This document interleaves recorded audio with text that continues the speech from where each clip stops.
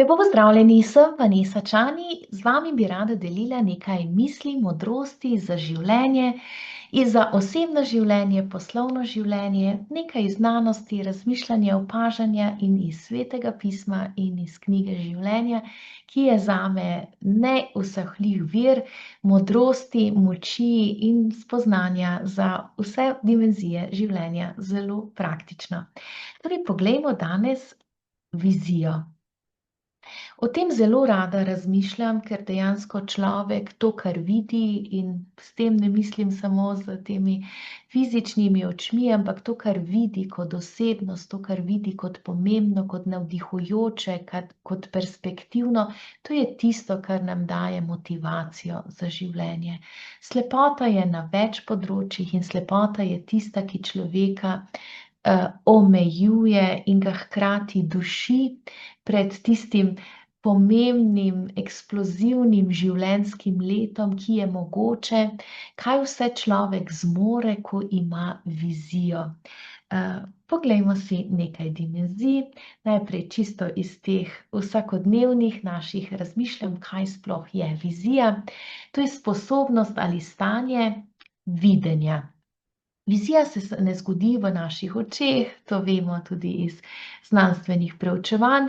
Namesto tega je vsota delovanja seveda prispevajo naše oči, mrežnice, optični živci, možgani, ki sodelujejo pri obdelavi te odbite svetlobe iz sveta okoli nas.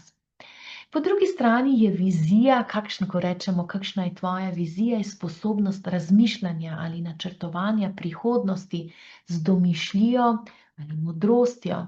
Sposobnost ali moč predstavljanja, se pravi, tu je ta podjetniška žilica, ko lahko nekdo vidi, pogosto rada poslušam te vizionarje, ko so nekateri videli, ali pa večina vidi, to je samo nekaj, kar je brezvredno, odpadek, greš mimogrede.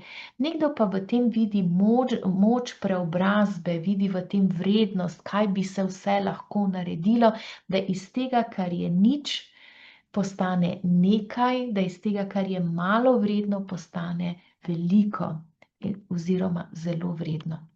Sposobnost ali moč nadnaravnega razodetja, ko človek reče, to pa nisem nikjer videla, slišala, ampak se mi je notranja vizija odprla, v sebi to vidim.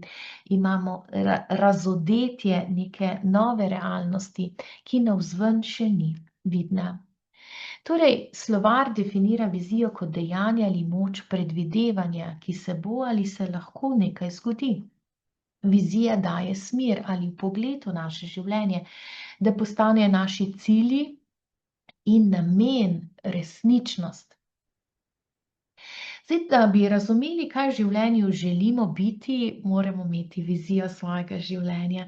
Se pravi, otrok, ko smo še majhni, še ne zmoremo razmišljati poglobljeno, s tolikimi strukturami, ampak že zelo zgodaj, kot otroci, že začenjamo sanjati, Se pravi, se pred ogledalom gledati, kaj bom, ko bom taka, kako obuvam mamine čevlje s peto, kako fantje obuvajo lahko očetove velike superge, če so uspešni športniki, kako je ta sistem idolov prisoten.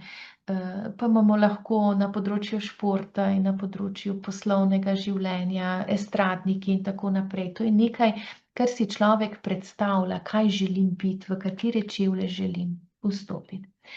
Obseg naše vizije, obseg naše percepcije resničnosti. To je zelo globoka resnica, ki jo je treba premišljevati in aplicirati na sebe. Torej, kaj resnično vidim, koga vidim v sebi, v okolju, ker veliko stvari v resničnosti obstaja, ampak sem jaz lahko slepa za te stvari.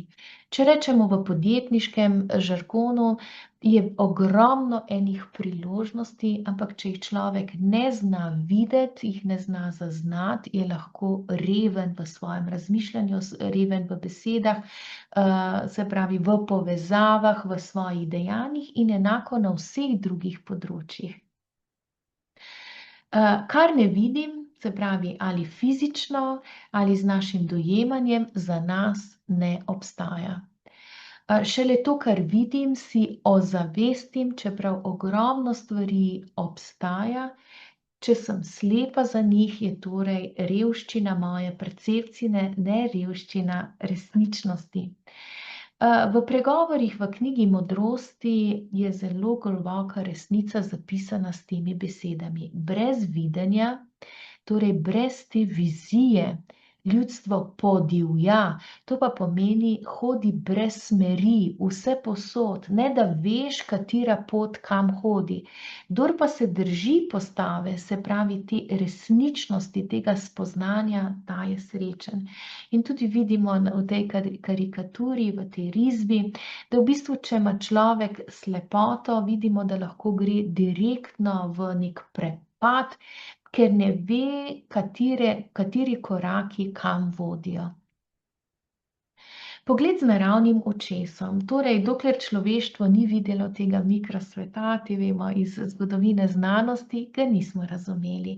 In tisti, ki so predvidevali določene korelacije, kako so določena dejanja vodila k nekim drugim posledicam in so v to enačbo te kauzalnosti vzročno-posledično mi dali ta nevidni svet, vemo iz zgodovine znanosti, kako so bili deležni posmeha.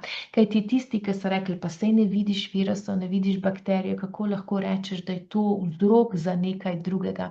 Torej tisto, kar ne vidiš, kot ponavljamo, ne razumeš, pomeni, da zbrišeš iz svoje percepcije življenja, čeprav te nek tak virus, bakterija lahko celo ubije.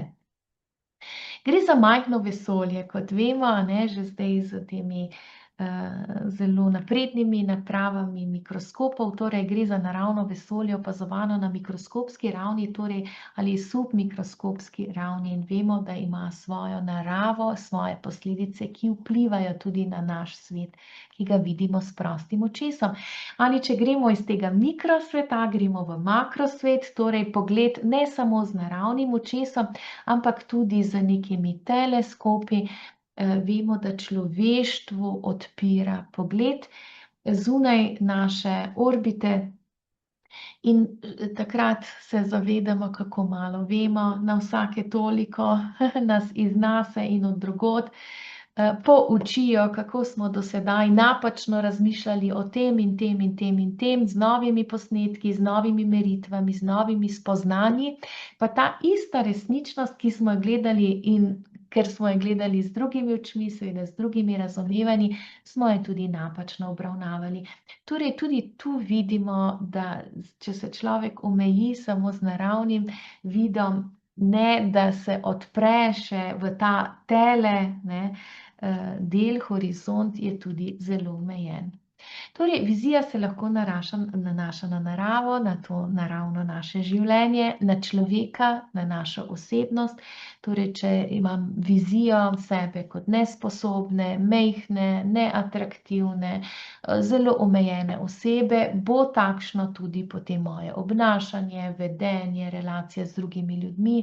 Če pa verjamem, da je moje življenje božji dar, da sem obdarjena z veliko stvarmi, da lahko nekaj dobrega prispevam k družbi in da lahko tudi drugi bogatijo moje življenje, seveda takšna vizija življenja pa pomeni drug pogled na realnost. Se pravi, na medsebojne odnose, kako gledam sebe, kako gledam drugega, in na širši odnos medsebojnih odnosov v družbi, torej potrebuje orodje vrednot. In v nekem drugem takem našem dialogu smo tudi govorili o vrednotah. Na razumevanje in odnos z Bogom in nadnaravnim kot najvišjo definicijo življenja. Torej, če se človek tu omeji samo na neko fiziologijo, samo na vidim, otipam, se pravi, z temi naravnimi čutili, je njegova vizija zelo omejena. Opazovalnica življenja. To se mi zdi izredna močna kategorija načina razmišljanja. Ko se človek dvigne nad to pozicijo, da živim v sebi, od spodaj. To je v nevroznanosti, v enem takem področju nevroplastičnosti, se strokovno temu reče, kot vemo, ta zenopozicija, ko človek v premišljevanju o sebi, o svojih odnosih, poskuša stopiti nad dogajanje in pogleda stvari od zgoraj. Pogosto to opažamo, te različne percepcije, pogleda iste stvari, že če se povzpnemo na bližnji hrib, kaj šele, če na neko višjo goro, ali gremo z avionom ravno na tako višino, ko še kaj vidimo spodaj, a ne samo oblake. Tako se dimenzije percepcije lahko zelo spreminjajo. In tu je ena globoka resnica, ki jo beremo v starozaveznem preroku Habakuku, ko reče: če želim videti pravo ali razširjeno vizijo nad svojim življenjem, in to je lahko moje notranje življenje, doživljanje same sebe, lahko moje stiske ali moje hrepenenja, iskanje smisla in vizije, kdo sem, a sem zdaj zadušena v teh mojih mikroodnosih, lahko pa širše perspektive večnosti mojih relacij, poslovnega življenja, osebnega, družinskega, se pravi vse te divizije, tu reče: stopil ali stopila bom na svojo opazovalnico. To je v bistvu prva stopnja tega dojemanja. Postavila se bom na stolp. Torej, višje od situacije, kjer se stvari dogajajo. Oprezovala bom, se pravi, to je beseda nekega pozornega pogleda z namenom razumevanja, se pravi, različnih vidikov dogajanja zložim v eno neko integralno sliko, zato da vidim, evo, tu je ta vizija. In seveda, ko rečem vidim, najprej najbrž pomislimo na to neko zunanjo realnost, ampak vidimo, kako je izrednega pomena, da človek notranje vidi. Vidim svojo pozicijo, vidim perspektivo, vidim, kdo sem lahko, vidim rešitev. Kaj mi bo govoril in kaj naj odvrnem na svojo pritožbo? Tu je Habakuk, ta prerok v stari zavezi Svetega pisma, je opazoval, vsi smo vabljeni k branju in zelo krasno besedilo. On je bil ta, ki je opazoval družbeno življenje in ugotovil, da je veliko krivic. Da določeni ljudje, ki teptajo pravico, ki so taki in drugačni v nelepih odnosih do drugih, je imel občutek, pa ti prosperirajo. Pogosto imamo lahko tudi mi danes takšen občutek. Medtem ko tisti, ki pa iščejo pravico, se zavzemajo za dobro, je imel občutek, da jih pohodijo. In zato se je on postavil v odnosu do najvišjega, ker je hotel videti ne od spodaj navzgor, kaj se njemu zdi, ampak je hotel videti to resnično vizijo. In on je opazoval, da bo videl, kaj mu bo najvišji, kaj mu bo vsemogočni Bog stvarnim odgovoril, ker mu je on izrazil svojo pritožbo. In ta dialog je v mojem življenju izredno koristen, da človek to notranjo stisko, svojo pritožbo, te stvari, te šume v življenju, v meni sami, v okolici, v odnosih, v besedi in potem poslušamo, kaj mi bo govoril. Gospod mi je odgovoril in rekel. Se pravi, ko postavim vprašanje, ko se obrnem in postavim na stolp in verjamem, da najvišji, ki je najvišji najvišja oseba, se pravi, ni samo energija, ker jaz tudi nisem samo energija in vi tudi ne. Vi ste osebnost in jaz sem osebnost. Jaz imam osebnost in voljo in ime, ne? In hkrati govorim, to je ravno ta dimenzija duha, ki je beseda, ki govori. In najvišji govori. In on je govoril, meni je govoril in je rekel: zapiši videnje, se pravi, on mi je dal videnje, ki je za mene zelo pomembno, da ga ohranim, ureži ga na plošče, se pravi, ne pozabiti na njega, da bo hitel, kdo ga bo bral. Kaj ti še je videnje za določen čas, bliža se svoji izpolnitvi in ne vara. Se pravi, obstaja za vsakega izmed nas to videnje naše identitete, našega poslanstva in našega življenja. In v bistvu, ko to damo v roke najvišjega, je to videnje za določen čas. To se bo izpolnilo. Če odlaša, včasih se nam zdijo kakšne stvari, to traja že predolgo, kaj če bi malo pospešilo. Pravi, ne, ga ti le čakaj, kaj ti zagotovo pride in ne bo zamudilo. Glej, napihnjena je, njegova duša v njemu ni prava. Se pravi, vsi tisti, vsak, tudi lahko jaz, ki sem pa napihnjena v sebi, to pa pomeni, jaz imam prav, jaz vse vidim, jaz vse vem. To, kar jaz vidim, to je edina resničnost, ne? Ta propada, medtem ko pravični pa živi v veri v to, kar vidi od najvišjega. Se pravi, ni zaklenjen v sebe, ampak je odprt za vizijo vsemogočnega. To je zapisano v proroku Habakuku 2:1-4.